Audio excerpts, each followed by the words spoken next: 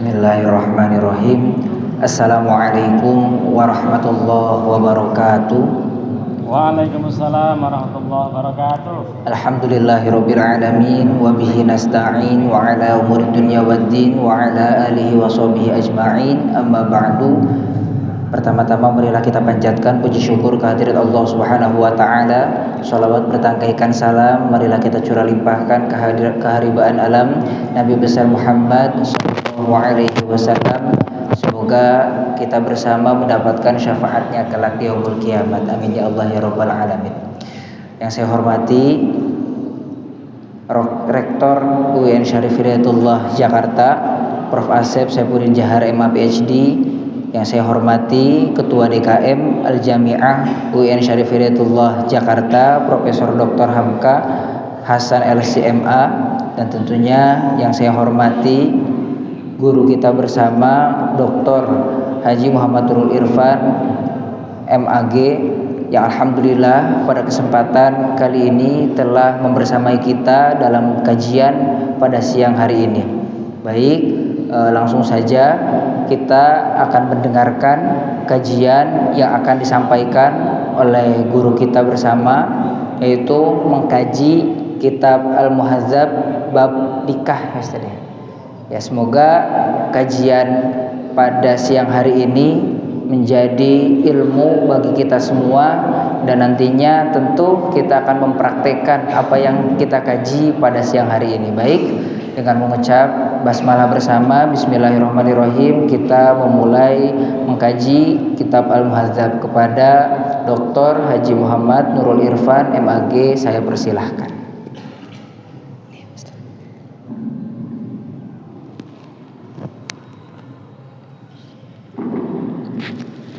Assalamualaikum warahmatullahi wabarakatuh. Bismillahirrahmanirrahim. Alhamdulillahi rabbil alamin. Assalatu wassalamu ala asyrafil anbiya'i wal mursalin sayyidina wa habibina wa syafi'ina wa maulana Muhammadin sayyidil awwalina wal akhirin wa ala alihi wa ashabihi at-tayyibin at-tahirin. Amma ba'du.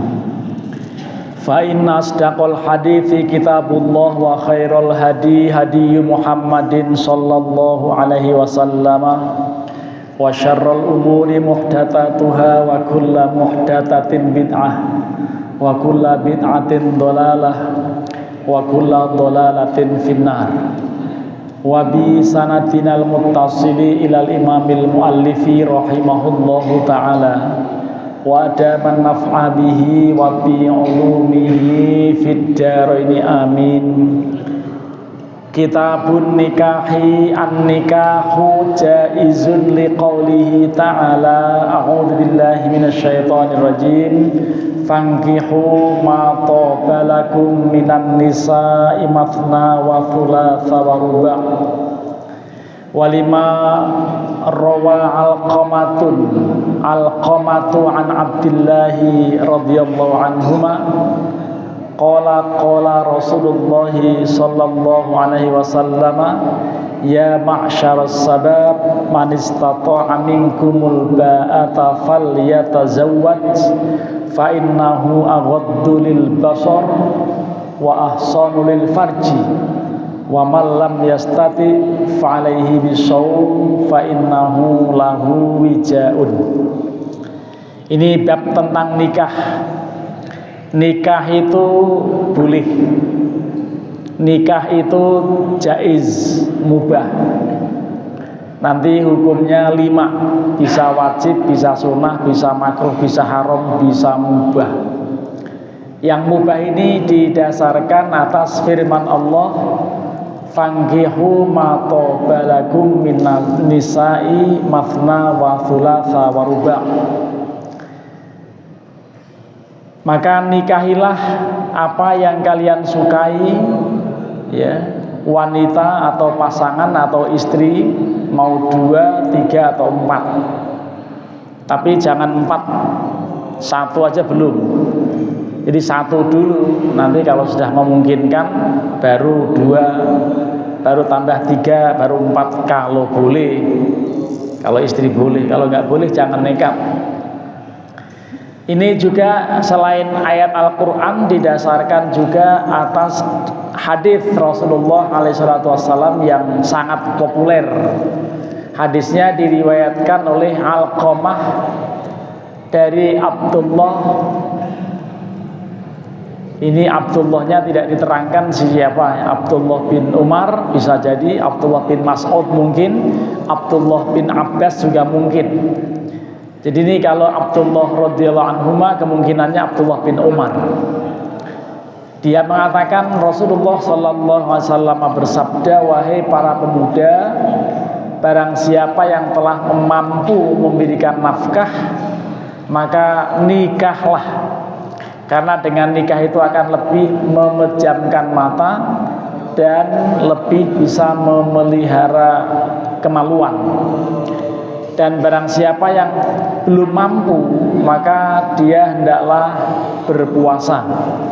Karena dengan puasa itu bisa menanggulangi nafsu libido seksual. Biasanya puasanya Senin Kemis. Ada yang lebih bagus lagi dari Senin Kemis, yaitu puasa Daud. Tetapi yang paling bagus ya puasa yang agak banyak. Ya, selain Senin Kemis juga ditambah Ayyamul Bid, hari-hari putih tanggal 12 atau tanggal 13, 14 dan 15 setiap bulan hijriahnya. Kita lanjutkan faslun ayyihada faslun wala yasihun nikahu illa min jaizit tasarrufi.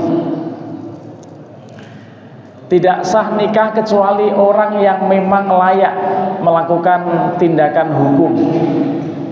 Siapa yang layak? Orang mukallaf yang memiliki kebutuhan hasrat biologis dan memiliki kemampuan ekonomis. Karenanya fa'ammas sobiyyu wal majnunu fala yasihu minhuma aqdun nikah. Adapun anak kecil dan orang yang tidak waras karena gila, maka kedua-duanya anak kecil dan orang gila ini tidak sah nikah, tidak sah akad nikahnya. Alasannya li'annahu aqdun mu'awadhatun, karena itu sebagai nikah, sebagai akad mu'awadhah, akad timbal balik. Akibat ada akad maka boleh ditiduri. Akibat ada akad maka wajib menafkahi. Karena wajib memberi nafkah maka boleh digauli dan seterusnya. Jadi ini akad mu'awadhah. Karenanya anak kecil, orang gila tidak mungkin melaksanakannya, tidak cakap atau belum cakap hukum. Karenanya falam yasiha minas sobiyyi wal majnuni kal bai'i, tidak bakal sah akadnya dari anak kecil dan juga orang yang gila, sebagaimana akad jual beli. Akad jual beli kalau yang melakukan akad itu orang gila tidak akan sah. Tetapi kalau anak kecil dan yang dibeli bukan beli tanah, bukan jual beli mobil, bukan jual beli barang yang besar nilainya, boleh tidak boleh. Tapi kalau nilainya kecil, seperti beli sosis, seperti beli ciki-ciki, beli minuman dan lain-lain, minuman ringan di warung, itu anak kecil pun jadi. Terkadang anak kecil kita minta tolong untuk membelikan barang-barang, termasuk bumbu dapur, termasuk kerupuk, termasuk kebutuhan-kebutuhan yang keseharian dan tidak bernilai jutaan. Wa amal mahjuru alaihi lisafhihi atau lisafahin fala yasihu nikahuhu bi ghairi idnil wali. Adapun orang yang di bawah pengampuan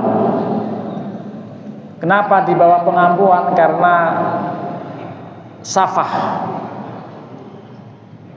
keterbelakangan mental,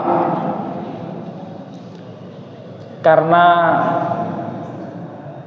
secara psikis dia memang tidak dewasa atau kelihatan sudah tua tapi idiot, itu fala yasihu nikahu, maka tidak sah nikahnya bi ghairi iznil wali, tanpa izin walinya. Jadi kalau orang yang masih belum cakap hukum mesti ada walinya untuk melakukan akad jual beli, juga begitu, apalagi nikah. Li'annahu aqdun yastahiqu bihi al-mala, karena dia itu akad yang dengan akad itu orang memiliki hak untuk memperoleh harta, apalagi dengan membeli. Ya, karenanya falam yasihhu minhu min ghairi idnil wali, tidak akan pernah sah akad orang yang bermasalah kejiwaannya atau yang harusnya ada dalam pengampuan. Kenapa tidak sah? Min ghairi idnil wali, tanpa izin walinya. Ya, jadi kalau ada izin boleh sah gitu. Wa yasihhu minhu bi idnil wali, dan sah nikahnya, akadnya itu menjadi sah dengan izinnya wali. Alasannya li'annahu la ya'zanu lahu illa fi ma yaral haddu fihi, tidak pernah akan diberikan izin baginya kecuali dalam hal apa yang dilihat oleh wali ada kebaikan, ada bagian kebaikan fihi, dalam hal itu. Itu bagi orang yang memang perlu pengampuan.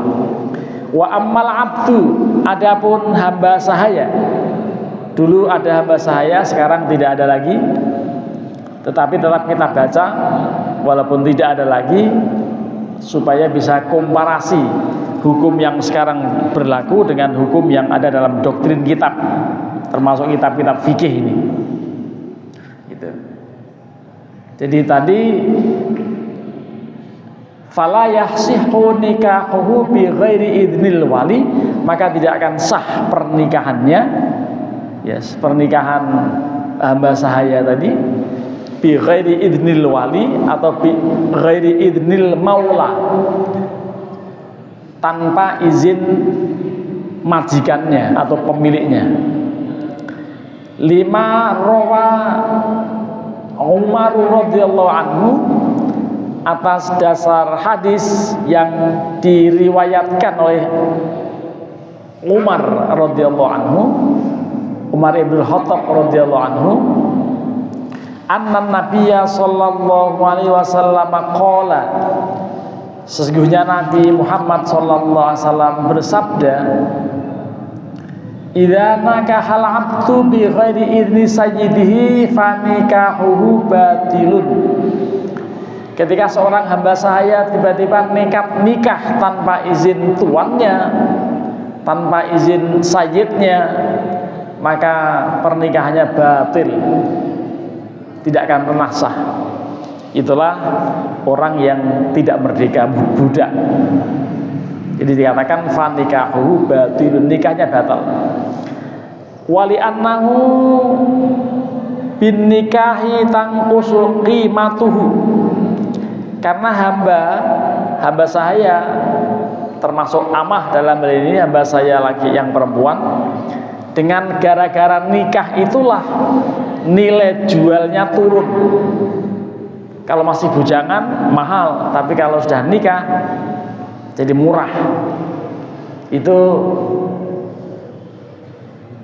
untuk dipahami bahwa ketika perbudakan masih ada, dianggap seperti komoditi, dianggap seperti barang, bisa diperjualbelikan.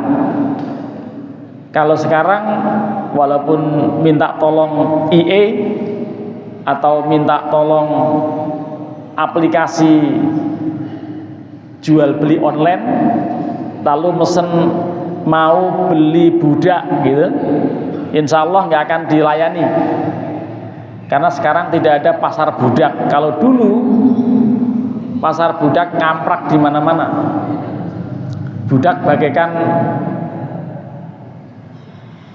barang komoditas, ada pasar-pasar budak. Dan orang zaman dahulu kalau penculikan terjadi itu pasti untuk dijadikan budak. Sekarang katanya tidak ada lagi, atas Declaration of Human Rights dalam pembukaan Undang-Undang Dasar kita juga dinyatakan bahwa kemerdekaan itu ialah hak segala bangsa. Oleh sebab itu penjajahan di atas dunia harus dihapuskan. Kalau ada perbudakan berarti penjajahan masih berlangsung. Walaupun demikian, orang yang lagi ngurus soal budak atau soal orang yang terancam dari sisi tenaga kerja luar negeri tiba-tiba meninggal secara misterius. Seorang diplomat muda, Arya Danu, itu meninggalnya diantaranya karena sedang ngurus soal besar, soal TPPO, tindak pidana perdagangan orang. Dan ini TPPO itu ya budak itu. Sekarang sudah nggak ada budak, tapi perdagangan orang banyak. Bahkan kita mengenal satu jarimah, satu tindak pidana yang disebut dengan human trafficking atau woman trafficking atau baby trafficking.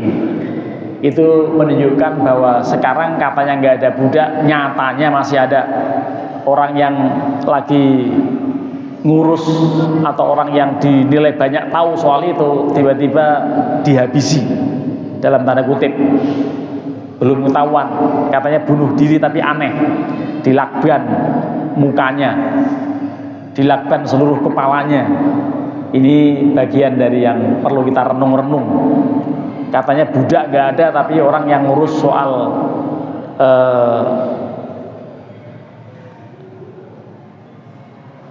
perbudakan atau soal penjualan orang, TPPO, berisiko besar. Dan ternyata berita itu tenggelam dengan adanya demonstrasi 1 minggu yang menghabiskan dana, merusak karena banyak anarki, tindakan anarkis sampai 950 miliar. Bahkan terjadi penjarahan, terjadi banyak orang kalap, dikira jarah itu boleh. Nah ini, jadi ini bagian dari yang belakangan muncul dengan tiadanya budak, tapi ternyata soal besar juga menjadi isu besar. Para jamaah, kita lihat lagi urean berikutnya, barang 2-3 halaman, 2-3 baris lagi. Disebutkan bahwa wa ammal abdu fala yasihhu nikahuhu bi ghairi iznil maula. Kalau budak nikahnya tidak sah kalau tanpa izin majikan atau pemiliknya. Lima rawa Ibnu Umar radhiyallahu anhu, karena satu hadis yang disampaikan diriwayatkan oleh Abdullah bin Umar radhiyallahu anhu, anna nabiyya sallallahu alaihi wasallam qala idza nakahal abdu bi ghairi idzni sayyidihi fanikahu batilun. Ketika hamba saya nikah tanpa izin, nikahnya tidak sah, nikahnya batal. Wali annahu bin nikahi tangqusu qimatuhu, karena dengan nikah itulah harga jual budak menjadi turun. Sudah nikah gitu, status menikah itu menjadi menurunkan harga jual budak ketika itu. Sekarang nggak ada katanya, nyatanya ada. TPPO masih banyak. Indonesia termasuk darurat TPPO, tindak pidana perdagangan orang. Wa yastahiqqu bil mahri wan nafaqati kasabbihi atau kasbuhu. Jadi ini wa yastahiqqu bil mahri wan nafaqati kasbuhu, dan menjadi hak usahanya itu untuk menikah dengan sebab memberikan mahar dan nafkah. Akibat telah memberikan mahar dan telah siap memberikan nafkah, maka diperbolehkan nikah. Wa fi dzalika idrorun atau idrorun bil maula. Alasan lain ya kenapa budak harus izin tuannya, karena ketika nikah dia menjadi madharat, menjadi merepotkan majikannya. Falam yajuz min ghairi idnihi, tidak diperbolehkan nikah tanpa izin tuannya. Ini seakan-akan kita sedang ada di zaman dahulu kala ketika masih ada budak. Sekarang ada nggak? Tidak ada katanya. Nyatanya ada karena ada TPPO, tindak pidana perdagangan orang. Berarti apa? Diperbudak untuk menjadi pekerja seks komersial. Dan banyak aja yang melamar, saking susahnya mencari kerja. Nah itu, jadi banyak aja yang melamar ya, dari kawasan-kawasan tertentu di Jawa Barat, di Jawa Tengah, Jawa Timur, Nusa Tenggara Barat, Nusa Tenggara Timur, itu banyak ya anak-anak yang direkrut untuk menjadi pekerja di restoran, pekerja di toko dan lain-lain. Ujungnya ternyata dijual. Ini menjadi perhatian besar kita semuanya. Kemudian pernyataan yang pada bagian ujung ini masih baru pengantar bab nikah, bahwa kalau budak tiba-tiba nikah tanpa izin walinya tidak sah karena akan merepotkan walinya. Ya. Jadi wa yasihhu minhu biidznil maula, menjadi sah menikahnya budak itu dengan izin majikan. Li'annahu lama abtalan nabiyyu sallallahu alaihi wasallam nikahahu bi ghairi iznihi, ketika Nabi mengatakan nikah budak tanpa izin majikan itu batil, ya pernikahannya dianggap batil, itu dalla ala annahu yasihhu bi idnihi, menunjukkan bahwa selama memang ada izin berarti sah. Wali annal mun'a li haqqil maula, karena larangannya itu kaitan dengan hak majikan. Fazala bi idnihi, maka menjadi hilang larangan itu akibat telah diizinkan oleh tuannya. Untuk inreyen pengantar tidak perlu panjang-panjang, sudah 24 menit. Ini ditutup, saya kembalikan pada pembawa acara. Jika kebiasaannya seperti apa, saya ngikut saja. Apa langsung saya tutup atau masih ada dialog? Itu kalau langsung tutup, mari kita tutup kajian kita, kajian fikih kita, insya Allah. Walaupun saya tidak ada jam ngajar, sebetulnya agak berat untuk menuju ke masjid, tetapi karena ini ibadah, dengan bismillahirrahmanirrahim saya niati untuk mengisi kajian kitab fikih hari Kamis semester ini. Mudah-mudahan ada yang ngurus. Saya pernah mau ngaji begini nggak ada yang ngurus, azan aja nggak ada. Nah, ini mudah-mudahan nanti ke depan ada. Terima kasih. Kita akhiri dengan sama-sama membaca kafaratul majlis. Subhanakallahumma wa bihamdika asyhadu an la ilaha illa anta astaghfiruka wa atubu ilaik. Wallahul muwaffiq ila aqwamit thoriq. Assalamualaikum warahmatullahi wabarakatuh.